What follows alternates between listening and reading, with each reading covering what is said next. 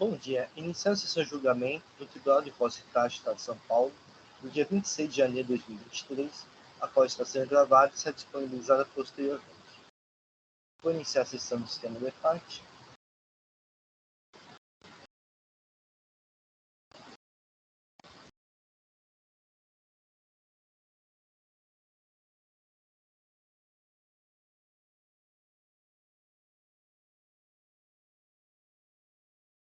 Então vamos iniciar os trabalhos. O processo de Indurquim do Brasil, Química Limitada, é recurso ordinário, relator do Alexandre. Então, o momento que eu vou fazer o registro da previsão do patrono.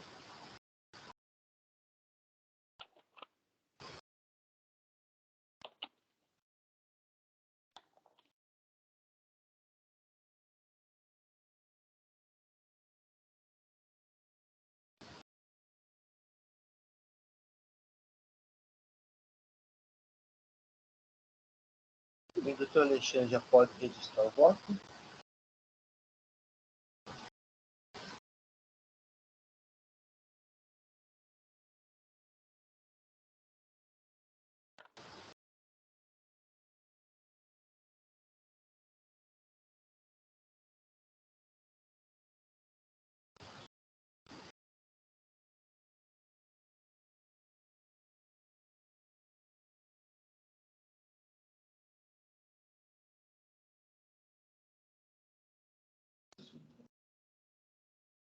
O doutor Alexandre nos apresenta os autos. Possível, Inácio. Bom dia a todos. Esse aqui é mais um dos casos que trata aí da tal da chamada guerra fiscal. Doutor Alexandre, eu acho que a imagem não está aparecendo, doutor Alexandre. A minha imagem? Isso. Eu vou fechar. Apareceu agora? Para mim, por enquanto, não. Ainda não. Eu também não estou vendo, doutor. Eu vou sair, então, eu volto. Só um minutinho.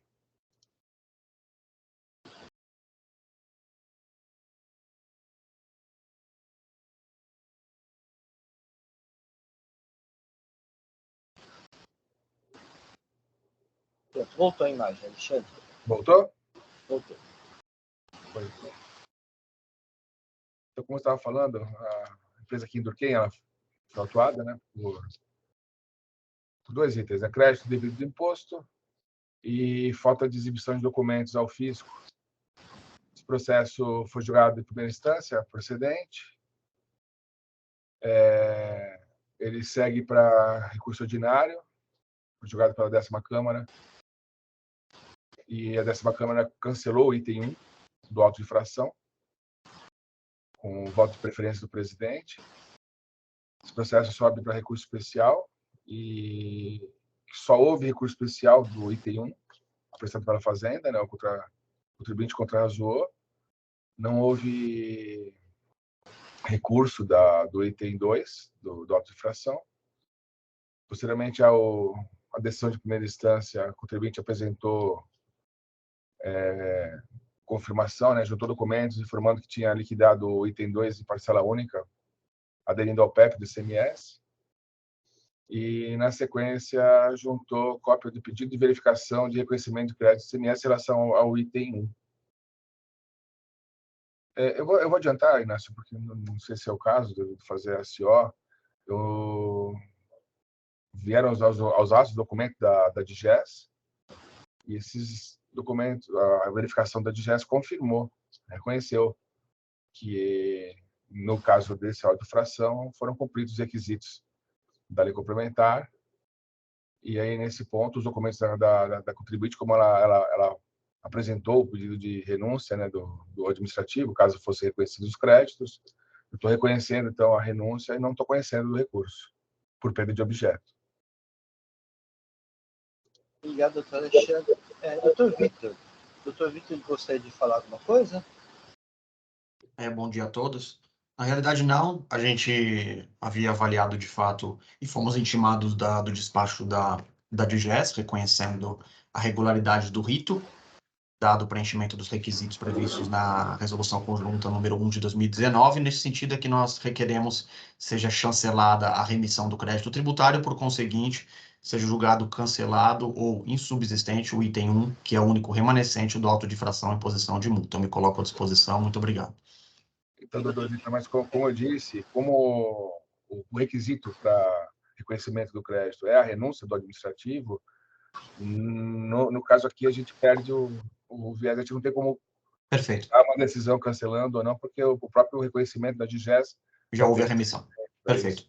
Isso. Perfeito. Então os recursos não estão sendo conhecidos. Muito obrigado. Tá bom? Muito bem. Então, o processo está em discussão. Não havendo inscritos, vou encerrar os debates.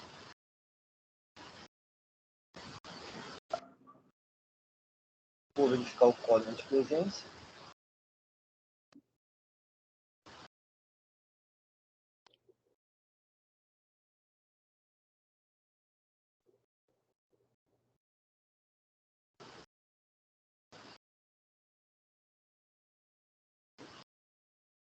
E vou iniciar a votação.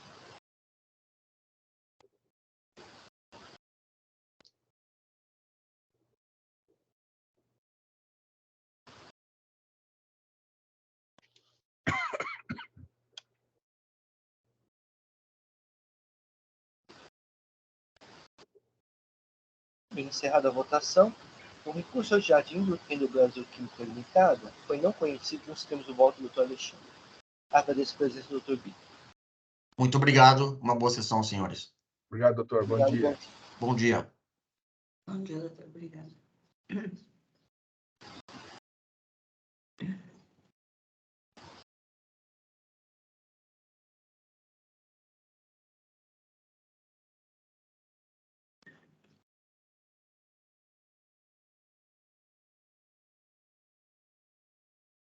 Passar por de urânio, distribuidor e comércio da Casa de Estudos Limitada, não foi de retificação julgada de minha relatoria. Ao momento que eu vou fazer registro para isso com a câmera.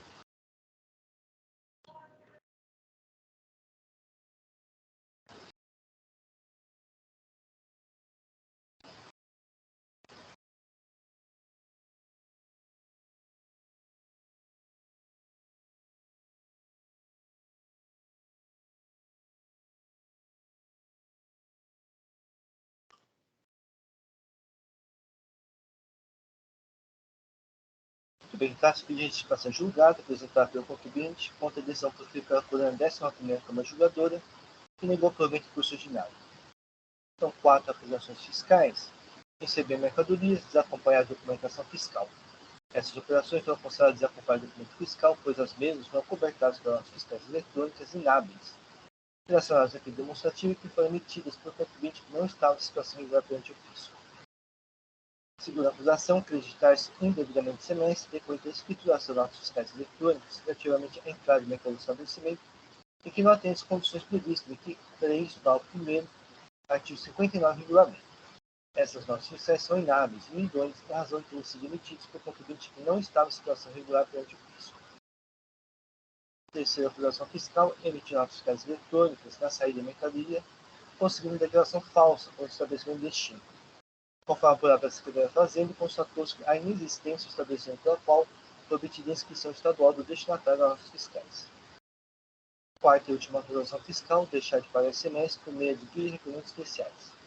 As operações estão executadas regularmente pelo fiscal próprio.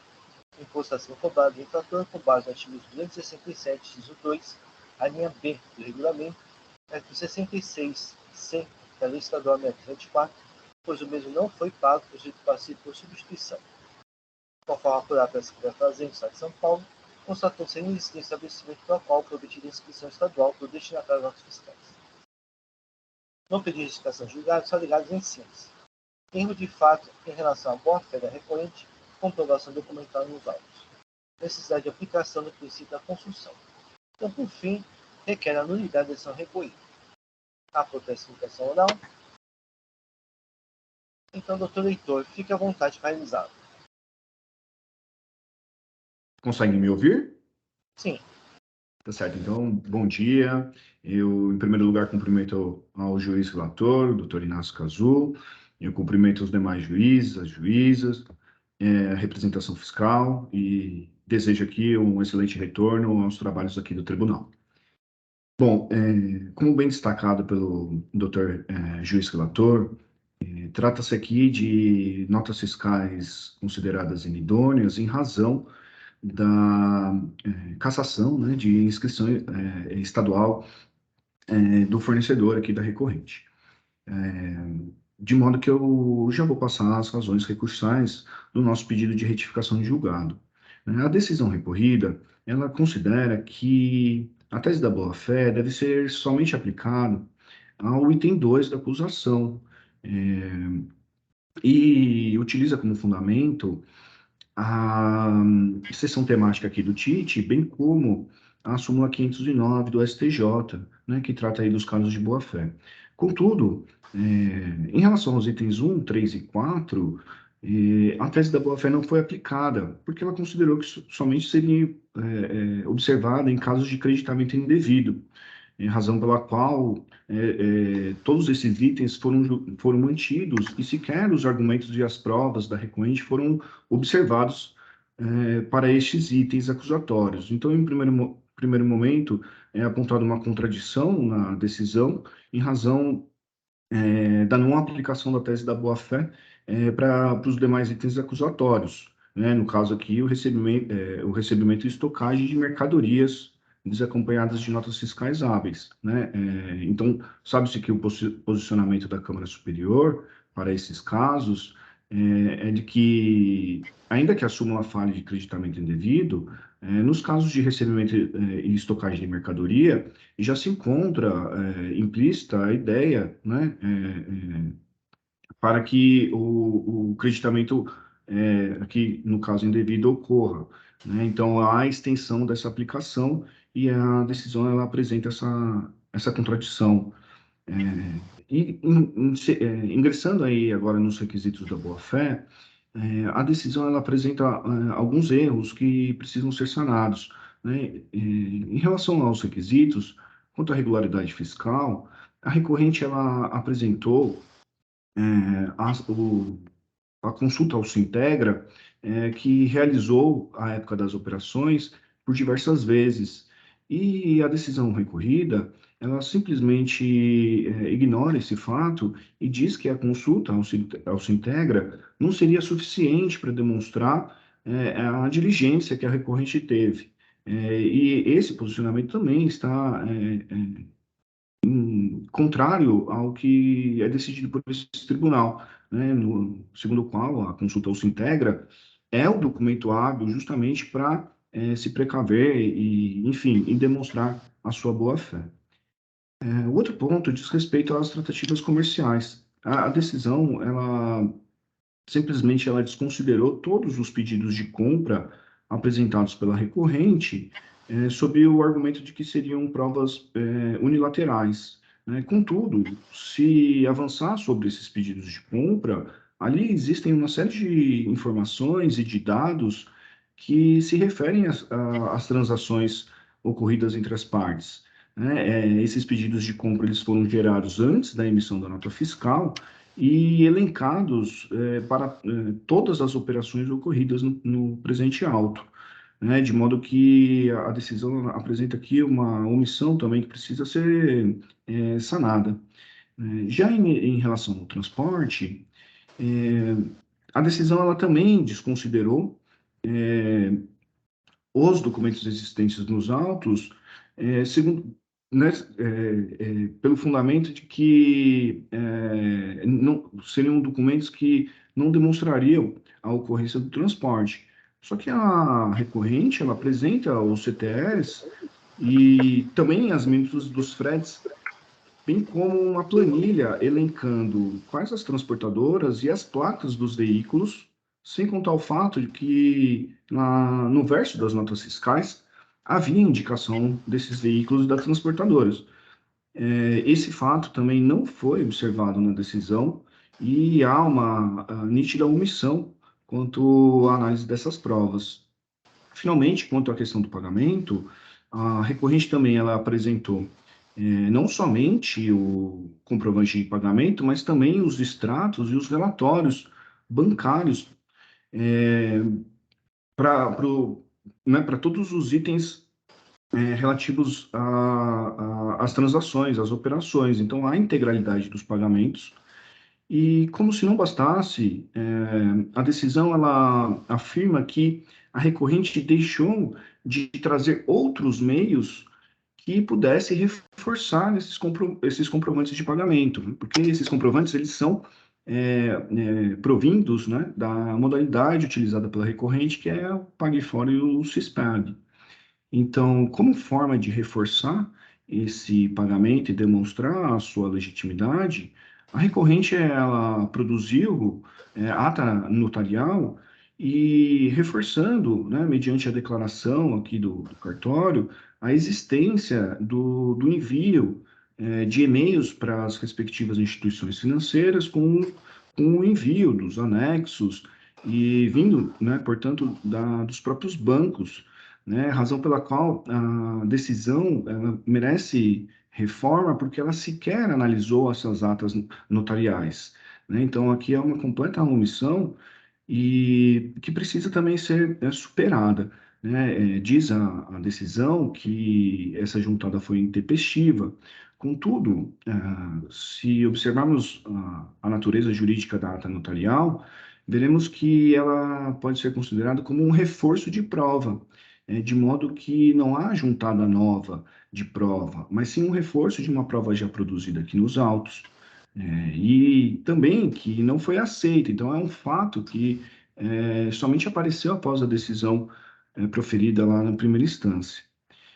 Bom, caminhando aqui para o meu final, a recorrente ela também traz a necessidade de superar duas omissões em relação à decisão. A primeira delas diz respeito à aplicação do princípio da consunção, né? Então, se a gente observar o DDF aqui do auto de infração, consta que no item 1 são multas imputadas à recorrente decorrentes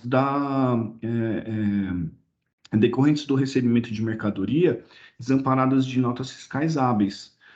Só que essa conduta é uma conduta meio, né? Então é um pedido subsidiário aqui da recorrente, seria uma conduta meio que estaria absorvida pela conduta fim, que é justamente a falta de pagamento ou creditamento indevido por conta do recebimento de mercadorias desamparadas de notas fiscais hábeis, né? Então, a decisão ela também foi omissa em relação ao pedido subsidiário da recorrente. Finalmente, não há, na decisão recorrida, nenhum avanço sobre a necessidade também de aplicação subsidiária do artigo 527-A do regulamento do ICMS, né? Uma vez que há aqui os requisitos para sua aplicação, uma vez que não houve a falta de pagamento de tributo nesses itens, e também a ausência de dolo, fraude ou simulação demonstrada aqui no auto de infração, né? Então, seriam esses os pontos que submetemos aqui à sétima Câmara, e eu agradeço a atenção e permaneço à disposição. Doutor reitor, tá bom, eu vou dar uma verificada aqui no que diz respeito ao julgado.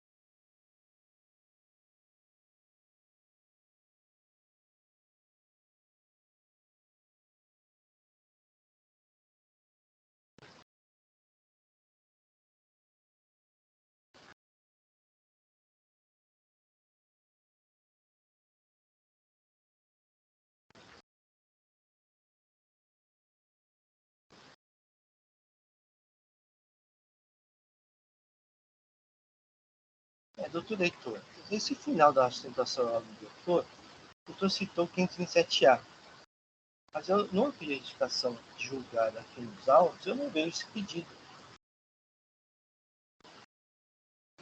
Não estou verificando que tenha sido feita qualquer ligação nesse sentido. Certo. Esse pedido ele não foi feito aqui no pedido de retificação de julgado, ele foi feito em momento anterior ao, Bem, tudo bem. Eu essa peça. eu preciso analisar o que está no pedido de retificação julgado, que ela é a peça que está para julgamento. Então, eu vou só também adiantar aos pais. Eu fiz uma pequena retificação no meu voto anterior para incluir a questão dos juros, embora não tenha sido solicitado, né? Virou prática de a gente aplicar os juros, já que a soma 10 foi revisada. Então, eu vou passar meu voto. No tocante ao erro, de fato, em relação ao voto da recorrente, comprovação documental nos autos, não assistidas ao autuário. Nesse tópico, o autuário subdivide em subtópicos da comprovação das tratativas comerciais, do efetivo recebimento das mercadorias da recorrente, dos comprovantes de pagamento, da verificação da regularidade da empresa fornecedora. Do quanto exposto pela autuada, percebe-se a pretensão de revisitação das provas apreciadas pela 11ª Câmara Julgadora, isto é, sua nova valoração, o que não constitui erro de fato. Nesse sentido, observo decidido o processo da RTC 1, 460409-2007, relatora do Dr. Silvio César Afonso, a ser aumentada. De retificação julgada que extrapola os limites da mera retificação e não se presta à revaloração da prova e à obtenção de novo julgamento. Nesse sentido, a Câmara Superior, no processo da RTC 6, 5910-42-2009, relator Dr. Jean Paulo Camilo Lindo, expôs. O presente pedido de retificação não merece prosperar por revelar mero inconformismo com a decisão da Câmara Superior.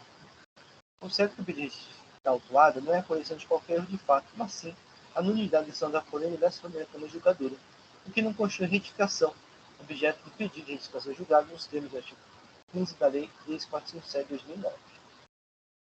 Como exposto por José Olivaldo Pérez Júnior, no seu livro, diz o seguinte: deste modo, a retificação julgada não se presta para rediscutir o mérito da matéria já julgada, inibir seus juízos fundamentos com o mérito inconformismo da parte em face da decisão que lhe foi desfavorável. As divergências de entendimento entre juízes e o julgamento de um colegiado são absolutamente naturais, não podendo por isso configurar erro de fato. Por outro lado, se houve ausência de adequada fundamentação, ou se as provas dos autos não foram analisadas, não há em sede de retificação de julgado que a recorrente deverá buscar reparo, mas através de outro recurso cabível, no caso, recurso especial à Câmara Superior, desde que atenda os requisitos do artigo 49 da Lei 3457. Não destaque ausente alegado que eu, de fato, não conheço o pedido quanto à matéria. Quanto à alegação de necessidade de aplicação do princípio da construção, não assiste às autuadas. A referida matéria não foi alegada em recurso ordinário, assim, por consequência, não constou da decisão preferida pela 11ª Câmara Julgadora. Assim, não sendo objeto da decisão, não há erro de fato a ser declarado. Destaque ausente alegado erro de fato, não conheço o pedido quanto à matéria. Quanto ao juro, a soma 10 foi revisada em seguintes termos. Os juros de imóvel aplicáveis ao montante do imposto e multas exigidas com a aplicação estão limitadas à taxa referencial ao Sistema Especial de Liquidação e Custódia, SELIC, incidente à cobrança dos tributos federais. O artigo 52 da Lei 13.407 determina o caráter vinculante das súmulas, pelos órgãos desse DIT, assim sua observância é obrigatória. Então, destaque limita a aplicação dos juros à taxa SELIC. E concluindo meu voto, foi exposto com isso parcialmente por justificação julgada, que na parte conhecida, do parcial provimento apenas para limitar a aplicação dos juros à taxa SELIC. Um pequeno momento aqui, vamos a pequena retificação do voto.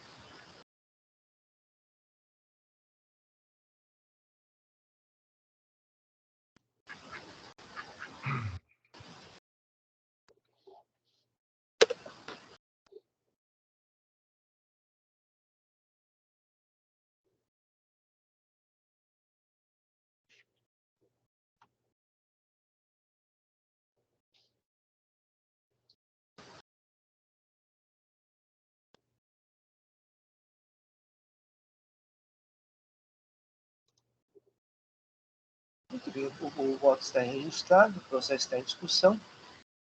É só para fazer um comentário. Sim. Doutor Heitor, eu tenho o entendimento que a retificação de julgado ela cabe aí no momento que a decisão dá por inexistente, se quer fala, acaba sendo conhecido como omissão, né? Fatos que existem nos autos e ela dá por inexistente ou vice-versa. Eu vejo aqui que a decisão do Dr. Selag não menciona a ata notarial. O problema é que, ainda que ela fosse mencionada no voto e reconhecesse os pagamentos que foram feitos por CISPAG e PagFora,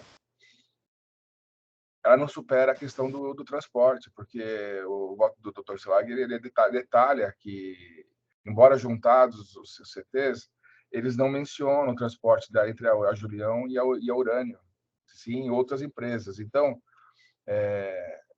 não seria suficiente só comprovação de pagamento, você entende? Então, não há como avançar.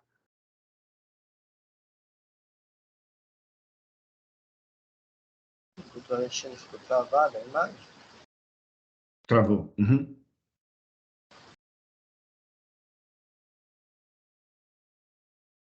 Doutor Alexandre? Acho que voltou agora, doutor. Uhum. Então, ainda que superada essa falta de manifestação dada por inexistente, porque sequer é mencionada a notarial no voto do Dr. Selag, não há como superar a questão da falta de prova do transporte. Então, não tem como avançar numa retificação de julgado. A questão realmente tem que ser reanalisada em sede de recurso especial. Certo, doutor. Eu agradeço pelo posicionamento. É muito importante essa questão. E, de fato, em relação ao transporte, a recorrente ela aponta que, muito embora não tenha sido a responsabilidade dela, para a realização do transporte, isso é indicado nas notas fiscais, ela apresentou uma planilha que não foi evidenciada quanto à questão de quais eram as transportadoras e as placas dos veículos e os dados que ela tinha, muito embora o transporte não tenha sido de responsabilidade dela. E Mas esse é um. nem menciona a Urânio como destinatário, não tem essa menção nos documentos. Isso é detalhado no voto do Dr. Selag. Então, essa prova a comprovação do transporte acabou não sendo efetiva. E aí, sem essas provas, o reconhecimento da boa-fé fica prejudicado, você entende? Certo. É um bom debate aqui, no caso. O voto, ele até mesmo ele reproduz, né? O Dr. Cislag ele acaba não avançando com as próprias palavras, ele acaba reproduzindo a decisão, né, de primeira instância, Sim. e a gente aponta essas inconsistências nessa decisão. E um outro ponto também que não foi analisado é que a Urânio ela procedeu com o registro da entrada das mercadorias, né, nos seus documentos fiscais também. Então são provas que elas vão se completando para evidenciar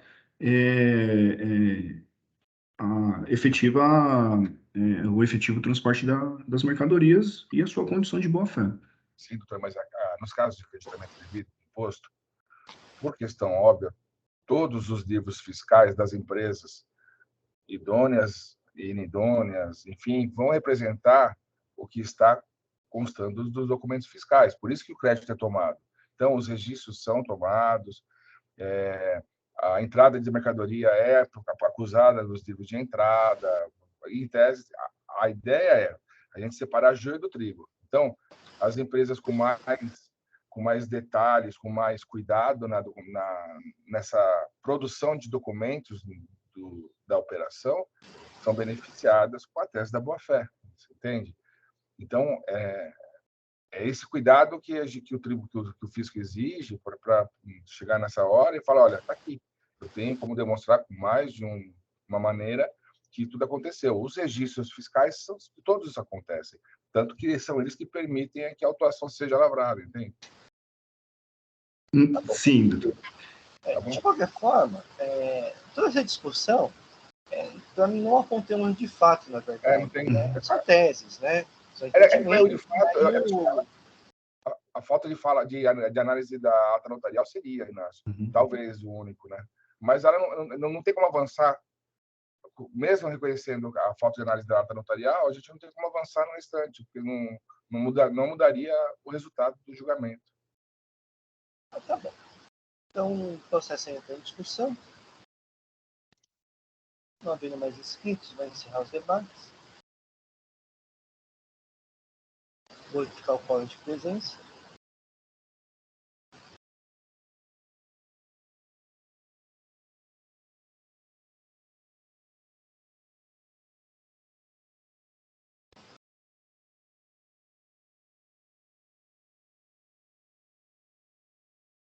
Vou iniciar a votação.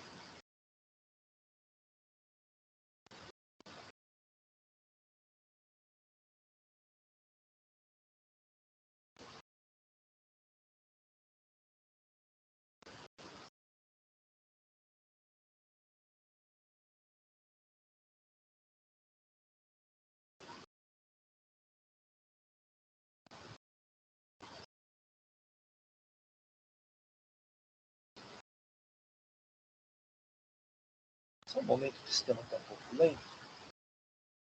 Iniciada a votação, no pedido de retificação julgado foi parcialmente conhecido.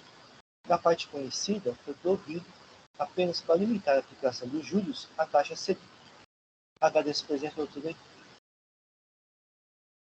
Obrigado, doutores, doutora e representação fiscal. Desejo um excelente trabalho.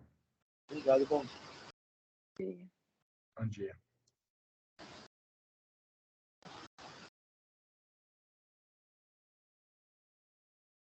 Não há mais sustentação oral, então vamos passar para o processo de Roda Brasil, representações com comércio e serviço limitado, recurso ordinário, relatora doutora Maria Selma e vistas minhas.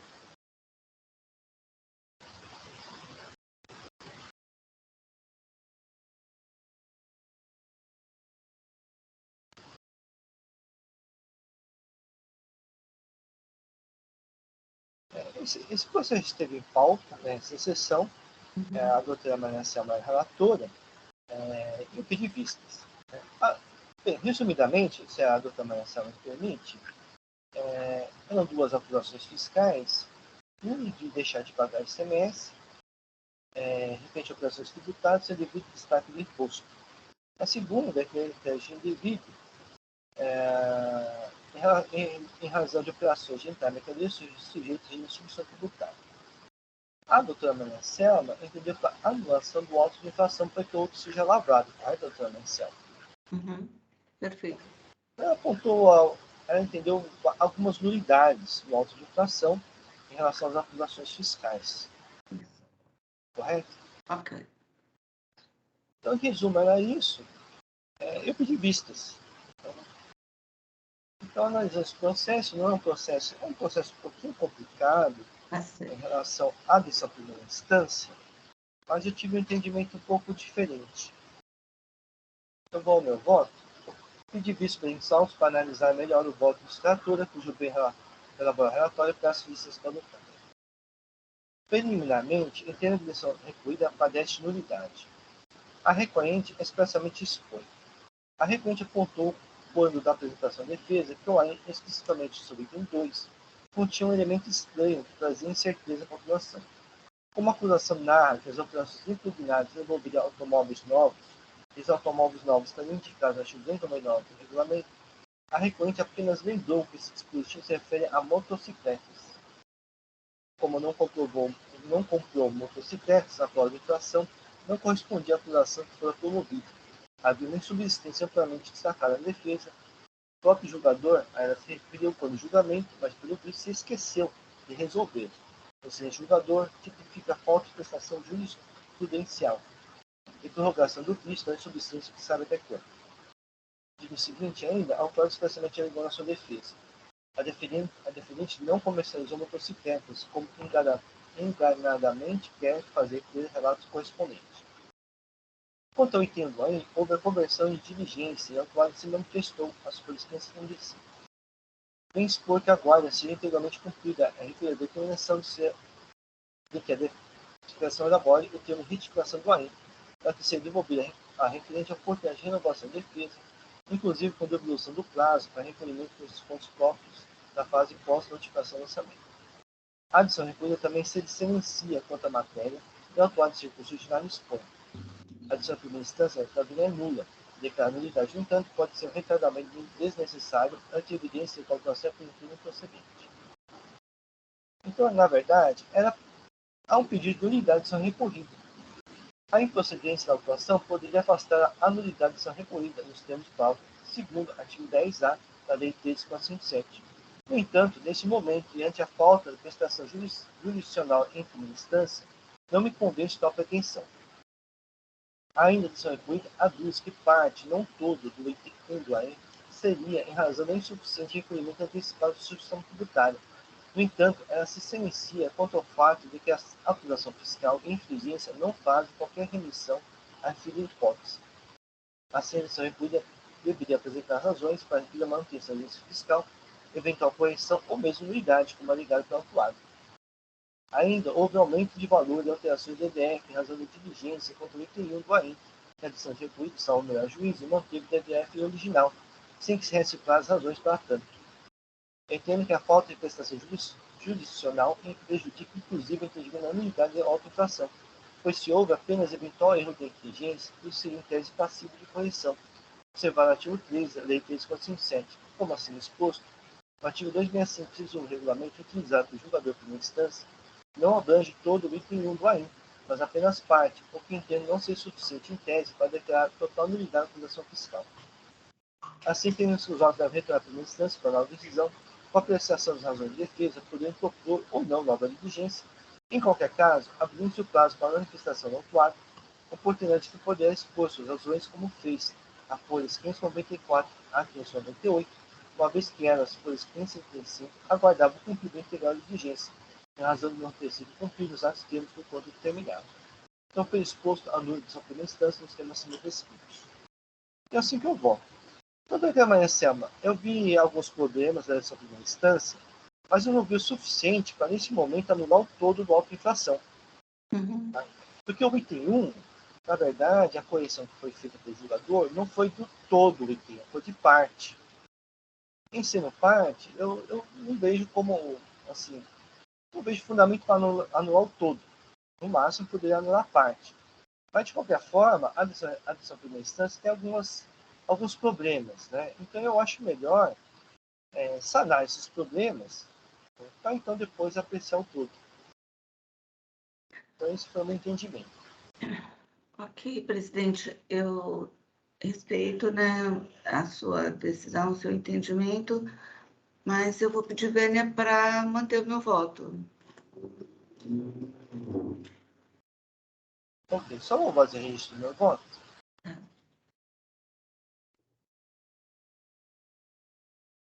Inácio, esse é aquele caso que indica venda de motocicletas, né? Que Uhum. não tem. Isso, é uma indicação equivocada da legislação, indicou o artigo de motocicleta em vez de veículos. Né? Só que a decisão recolhida se silencia contra esse fato. Mas quando você não tem. Lembra aquela história de quando a autoinfração. Quando há questionamento de falta de outros documentos que demonstrem a infração. Nesse caso aqui, a infração ela é demonstrada de uma maneira totalmente em descompasso com os fatos, né? Sequer houve. É nesse ponto, Alexandre, eu acredito assim, né? O que houve foi uma citação irregular do artigo. Isso. Né? Eu acho, né, nessa acusação fiscal, Ah, talvez poderia ser sanável, mas só que é o seguinte, né? Mas como o julgador foi omisso, não então falou nada, né? eu acho que deveria voltar. E tem alguns outros problemas nessa primeira instância. Mas você acha que o fato. Porque ele seria uma mudança da descrição da infração, não é? Isso. Então, mas aí a gente já está em E a gente não segunda pode instância. mudar isso no trâmite do processo. Não é caso de mera correção de nome. Então, mas o julgador foi omisso, a gente já está em segunda instância, né? Ah, tá, entendo. Então, por isso que tem vários problemas nessa primeira instância. Para anular o autoinfração inteiro, né? Eu acho mais problemático, talvez, é um item 1, em que o julgador, para parte deles, na verdade, houve uma mudança, né? Da acusação, mas é de parte, não do todo. Então, anular o todo, porque parte talvez tenha alguma nulidade, eu acho que também não daria. Né? Anular a autoinfração inteira. Então, de qualquer forma, eu acho melhor fazer a correção agora, voltar para a primeira instância, para que a decisão seja corrigida, Para então sim a gente poder apreciar melhor no recurso. Eventualmente, a decisão de primeira instância pode até dar nulidade de volta à infração inteira. Poderia, em tese, também fazer isso, né? Mas pelo menos ficaria uma decisão mais correta, né? E a doutora entende que aqui é cancelamento do auto de infração, por causa desse erro. Primeiro erro porque né? eu estou cancelando no todo, porque eu acho que, primeiro porque, como disse o presidente, que é um processo assim, ele é bastante complexo. Então, como eu vejo muito erro no auto de infração que não foi corrigido, fica difícil para fazer a defesa, né? Então, é uma questão assim de entendimento mesmo. Doutor, fique à vontade.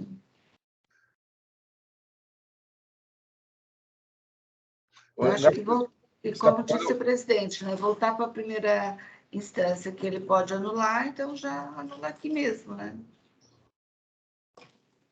Mas você acha que é corrigível esse erro aqui, Inácio? Não só ser... Alexandre, só uma questão assim. Eu não vou dar a minha opinião agora, né? Porque fica para o julgado de primeira instância. Tá. Só que também tem um item 1, que até onde eu vi, parte da acusação, no mínimo, estaria correta.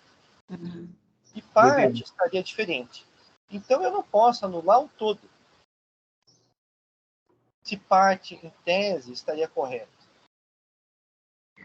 É por isso que na minha decisão eu estou pedindo a nulidade que outro seja lavrado, mas lavrado em cima daquilo que realmente é procedente à infração, né? Qual que é o período das operações? Não me lembro, deixa eu olhar aqui no processo. Quadro 1. Não dá mais. Deixa eu olhar aqui. O fato gerador mais próximo é 2017, janeiro. Já não tem mais como. Sim, deu a prescrição, né? Fazer a prescrição. De qualquer forma, Alexandre, eu acho o seguinte, né?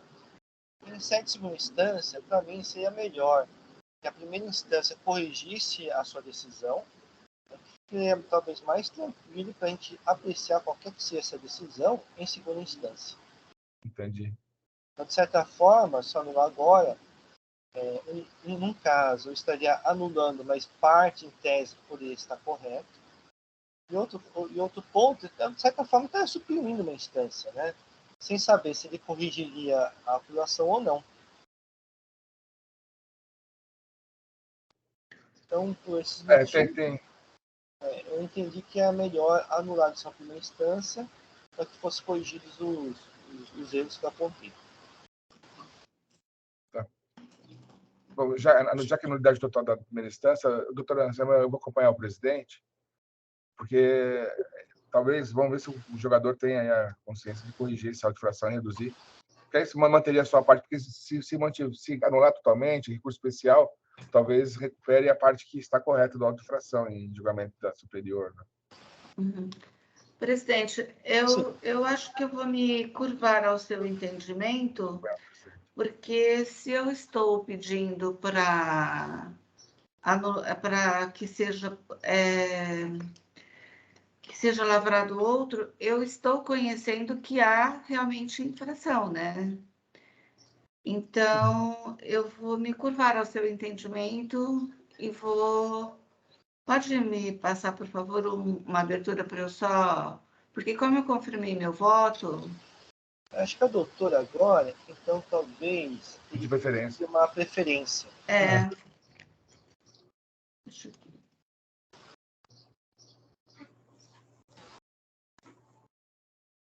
Eu estou aqui pensando, né, com a minha análise novamente, e de fato se eu estou pedindo para lavrar outro, melhor mesmo o seu entendimento de voltar para a primeira instância e ele analisar, depois a gente sobe, né, e a gente esgota todos os recursos processuais. Lapidar aqui e deixar só o que realmente está errado. Sim, não perfeito.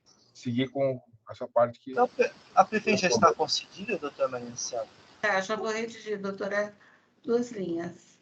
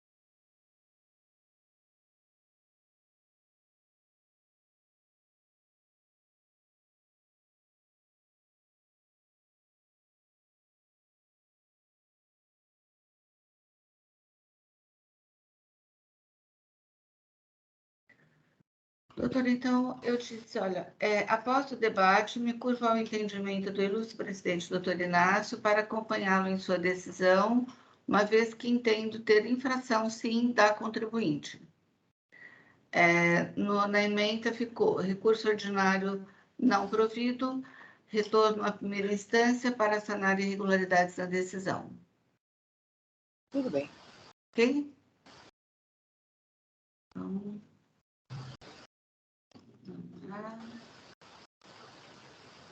Conhecer integralmente com não provido.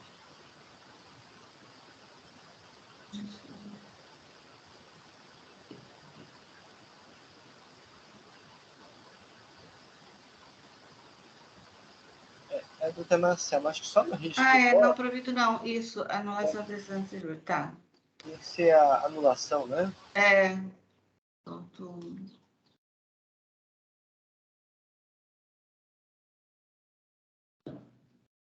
Deixa, como é que eu volto? Como é que eu volto agora? Eu estou habilitando a edição, não é edição. Pronto, está habilitado. Deixa.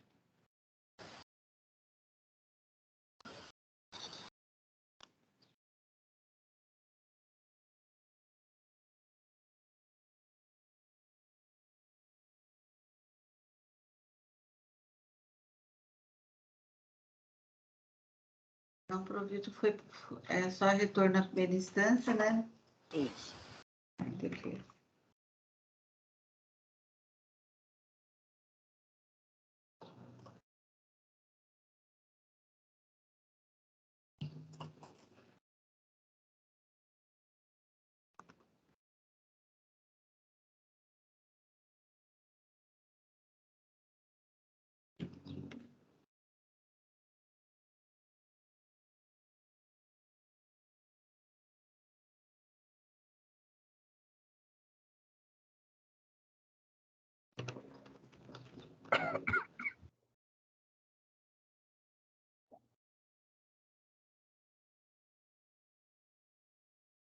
Acho que ficou completo.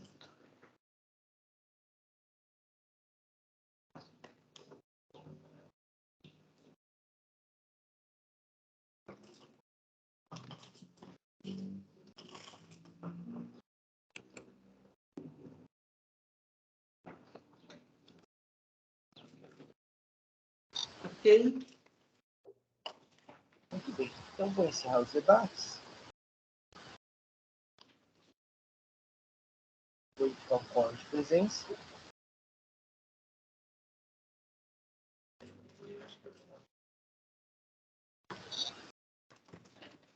Vou iniciar a votação.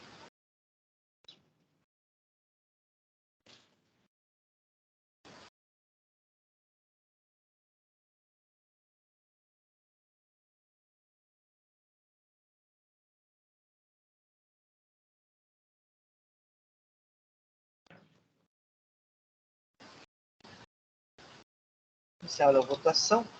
Então, o processo Roda Brasil, Representações, Comércio e Serviço Limitado, será devolvido à primeira instância para novo julgamento.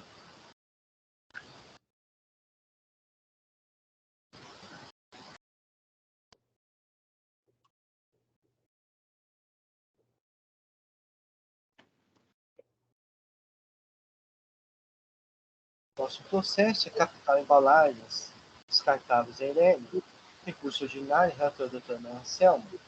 Não há protesto por sustentação oral. Aqui, doutor. Me permite Isso, já é possível o registro de voto, de né? voto?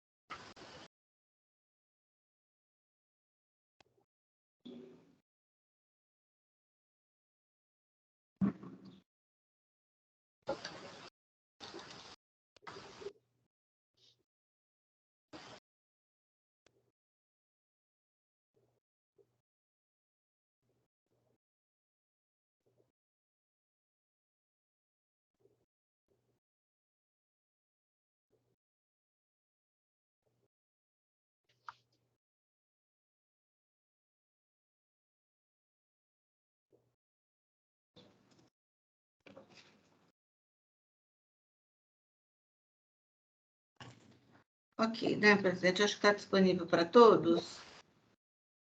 Sim. Então, esse recurso ordinário, o primeiro item é com o levantamento específico, né, com fundamento no artigo 509 do RICMES. O item 2 é recebimento de mercadoria sem documentação fiscal. E o item 3, deixar de pagar ICMS, né, em torno de como operação tributada e a contribuinte entendeu como não tributada. Então,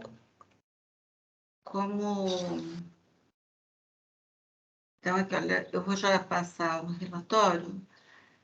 Comprova a infração, o demonstrativo acima mencionado descrito. A autuada foi notificada. O item 1, ela alega nulidade de levantamento fiscal, uma vez que o artigo 509 do ICMES autoriza a realização de apuração de operações tributáveis por arbitramento. Quanto ao item 2, alega inexistência de solidariedade e ausência de má-fé. Quanto ao item 3, alega aplicar-se o entendimento proferido na decisão normativa CAT 12 de 2009, onde deve se enquadrar a descrição e classificação na NBM. Então, os produtos vieram sem destaque, alegando, né, dela, sem destaque do ICMS, justamente por ser aplicada a substituição tributária. E o julgador de primeira instância proferiu, então, a seguinte decisão diante da defesa. Diante do exposto e do mais que dos autos consta, julgou procedente o ainda. Foi interposto o recurso ordinário. foi admitido, os pressupostos de admissibilidade foram encontrados, então, não havendo sustentação oral, eu passo, então, ao voto.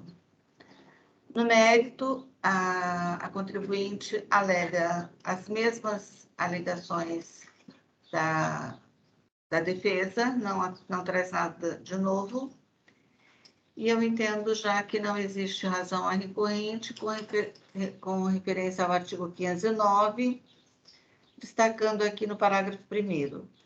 No levantamento fiscal poderá ser utilizado qualquer meio indiciário, bem como aplicado o coeficiente médio de lucro bruto, de valor acrescido ou de preço unitário, consideradas as atividades econômicas, a localização e a categoria de estabelecimento. E aí, então, o parágrafo 2º, o levantamento fiscal poderá ser renovado sempre que forem apurados dados não levados em conta quanto à sua elaboração. Portanto,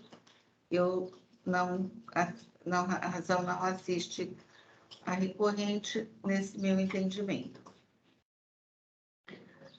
Com relação ao item 2, a recorrente reitera também as alegações de defesa, trazendo o significado da solidariedade e alegando que não há que se falar em solidariedade ao pagamento do ICMS, sendo essa a obrigação da vendedora, até porque ela entende como o produto substituição tributária. Eu também entendo que não existe razão à recorrente. Quanto, então, ao item 3, eu também entendo que não há razão à recorrente, porque, novamente, também ela reitera as alegações de defesa e ela, então, se as mercadorias não se enquadram na descrição da classificação expressamente prevista no regulamento do ICMS, elas não podem ser consideradas sujeitas à substituição tributária, sujeitando-se dessa forma à tributação normal do imposto, conforme o item 2 da decisão normativa CAT 12 de 2009. Por essa razão, então, eu entendo que não, por esse entendimento, eu entendo também que não há, que não existe razão à recorrente. Deixa eu ver aqui se ela fala com relação a... Portanto, então, conforme o acima transcrito, a compreensão ocorre, essa deverá ser exercida pelo próprio contribuinte. Então, eu entendo que não há que falar em qualquer nulidade e de se falar também em novo cálculo por parte do fisco. Portanto, para aplicação da compensação da cobrança com relação aos impostos no item 1, 2 e 3, uma vez que, além de não haver previsão na legislação para tal exercício por parte do fisco, ainda tal direito é assegurado na legislação ao próprio contribuinte. Com relação à multa, eu entendo que não há confiscatoriedade. Com relação aos juros, não pede, até porque já está fazendo parte o cálculo dos juros já está na Selic. Então, diante de tudo analisado, eu conheço do recurso da Capital Embalagens e nego o provimento ao recurso ordinário. É como voto, presidente. Obrigado, doutora Anselma. Só uma observação. Eu vi o DNF, no item 3, tem um pedaço dos juros que ainda está nos juros antigos. Ah, é? Tem uma parcela, né? Eu não fiz essa observação, presidente. A doutora Anselma gostaria de identificar o voto ou prefere que eu faça uma preferência só nesse sentido? Na verdade, eu estava até observando aqui que os fatos geradores realmente eles começam em janeiro de 2017, né? Então, por isso que os juros estavam, uma parte dos juros ainda estavam no modelo antigo.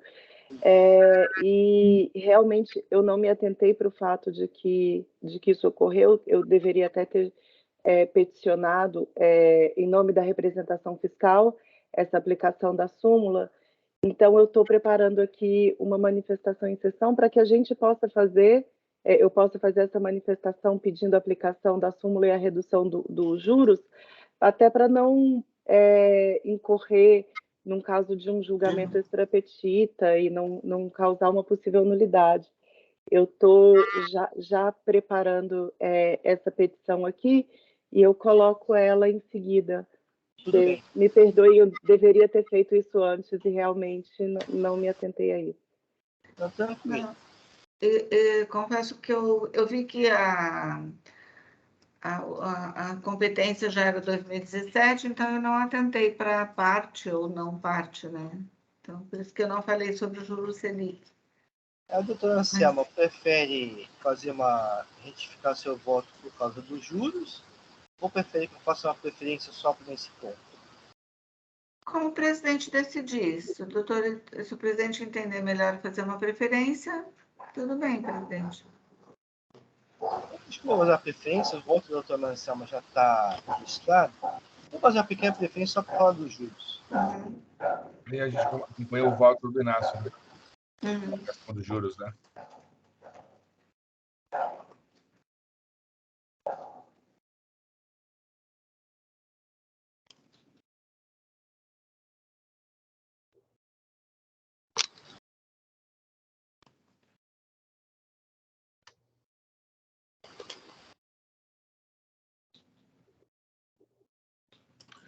São 9 subitens que estariam incluídos aí no período anterior.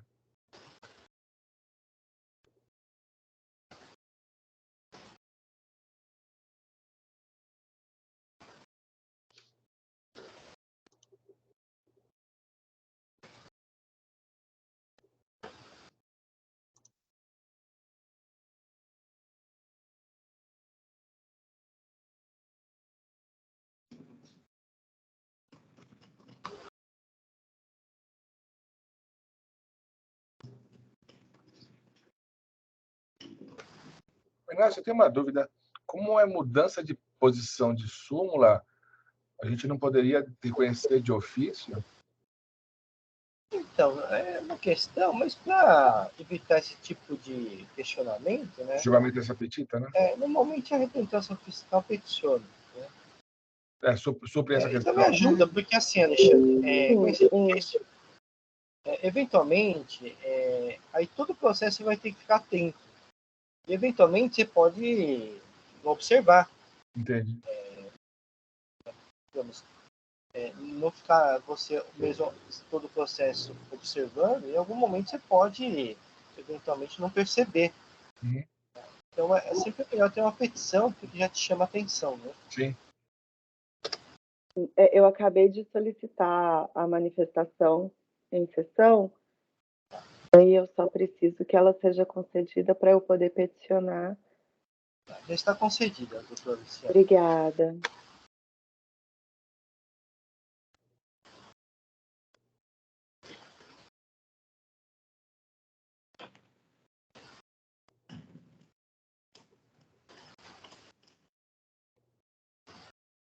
Pronto, eu já fiz a manifestação. É realmente só a informação da súmula, da jurisprudência, e requerendo a aplicação da súmula 10 para limitar os juros à taxa Selic. Só para, enfim, evitar qualquer alegação nesse sentido posteriormente.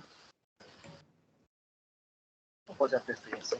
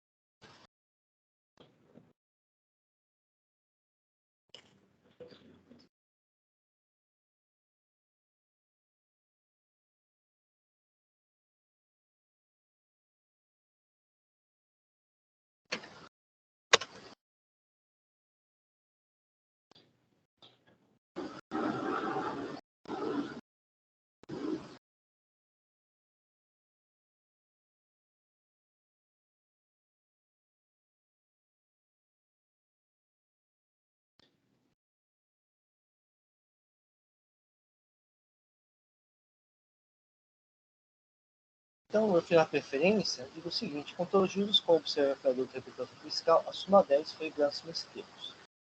Então, cita aqui a súmula 10.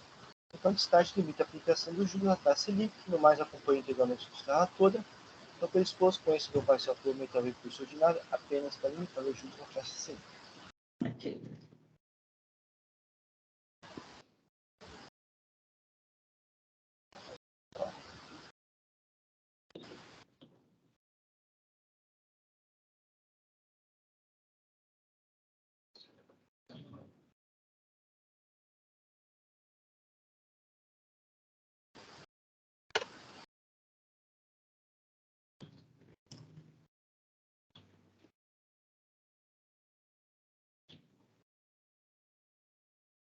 Em processo ainda está em discussão. Não havendo mais inscritos, vou encerrar os debates.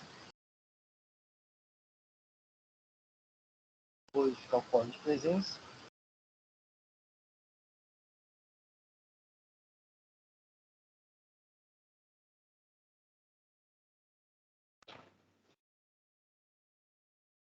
Vou iniciar a votação.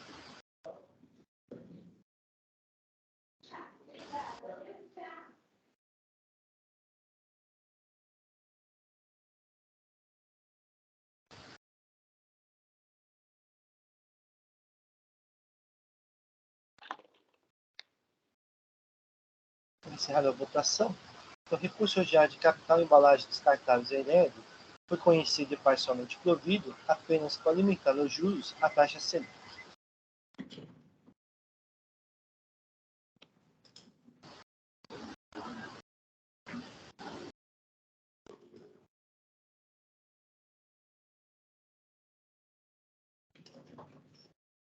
Então, com isso, encerramos os processos do dia de hoje. Então, podemos encerrar a sessão de julgamento desta 7ª Câmara Julgadora do Tribunal de Posse do Estado de São Paulo, do dia 26 de janeiro de 2023. Agradeço a presença de todos. Pediria ao Oswaldo para encerrar a gravação.